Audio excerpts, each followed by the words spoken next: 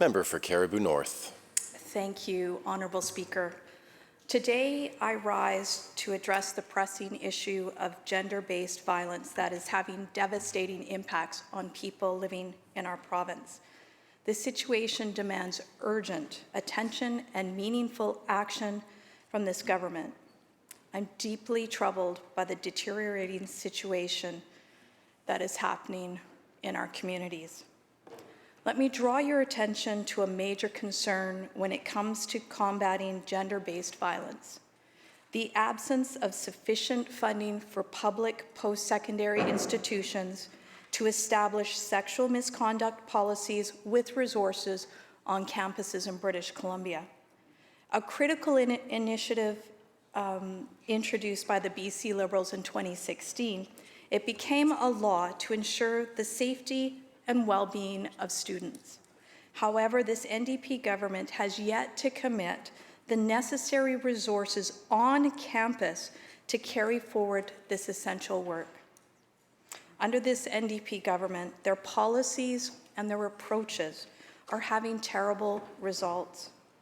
The terrible fact is that under the NDP government, a staggering 71% of students witness or experience unwanted sexualized behaviors in a post-secondary setting, an outrageous and unacceptable reality.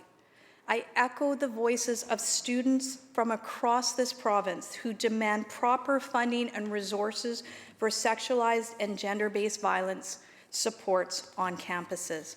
Leaving these supports under-resourced is a failure on the part of this government to prioritize the well-being of students.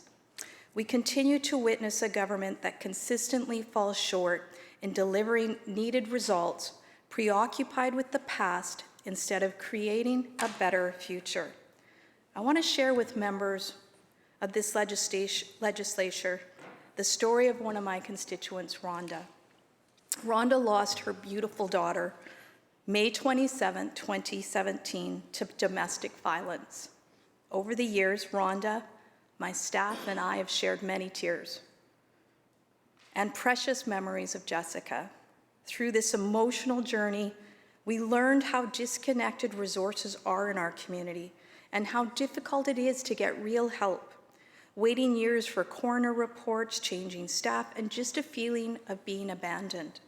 Out of this experience, we hired a staff member dedicated to pulling together all available resources in Quesnel for women fleeing domestic violence, producing a resource guide just to try and fill in these gaps. However, despite these efforts, the overall situation remains grim.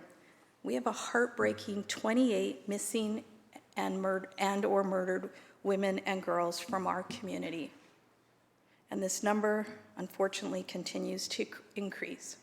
Every one of these women and girls leaves behind a precious family grieving, friends, and a community. In my community, we are demanding justice. Data from Stats Canada confirms that women who live in rural areas experience rate of intimate partner violence twice as high as those in urban ridings. This is a stark reminder that there is still so much more that needs to be done.